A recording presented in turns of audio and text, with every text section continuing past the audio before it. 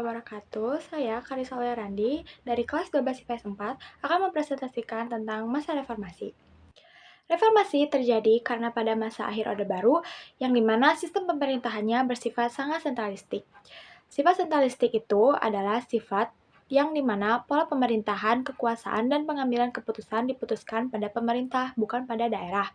Dan kekuasaan presiden terlalu besar, selain itu juga banyak terjadi praktik KKN. Lalu ada juga krisis moneter, politik, hukum, dan kepercayaan. Krisis moneter terjadi pada tahun 1997 ditandai dengan jatuhnya nilai tukar rupiah yang menyebabkan ekonomi Indonesia memburuk. Hal ini memicu krisis politik karena pemerintah dianggap gagal mengelola negara.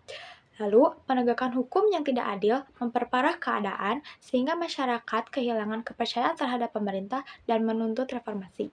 Lalu, ada juga tuntutan dan agenda reformasi. Tuntutan reformasi bertujuan memperbaiki sistem pemerintahan yang bermasalah, sedangkan agenda reformasi meliputi penghapusan KKN, penegakan hukum dan HAM secara adil, kebebasan pers, dan pelaksanaan demokrasi yang jujur dan terbuka, serta amandemen UUD 1945 untuk membatasi kekuasaan dan memperkuat lembaga negara. Adapun perkembangan politik dan ekonomi pada masa pemerintahan, yang pertama ada dari Pak B.J. Habibie. Pada era Pak Habibie, reformasi mulai dijalankan dengan kebebasan pers dan pelaksanaan pemilu 1999. Yang kedua ada dari Pak Abdurrahman Wahid atau yang biasa disebut dengan Pak Gus Dur.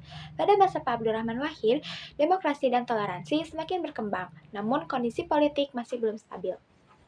Yang ketiga ada dari Ibu Megawati Soekarno Putri. Pada era Ibu Megawati Soekarno Putri lebih fokus pada pemulihan ekonomi dan menstabilkan politik. Dan yang terakhir ada dari Pak Susilo Bambang Yudhoyono atau biasa disebut dengan Pak SBY. Indonesia melaksanakan pemilu secara langsung dan kondisi ekonomi relatif stabil. Dan yang bisa saya sampaikan pada presentasi kali ini, semoga bermanfaat. Wassalamualaikum warahmatullahi wabarakatuh.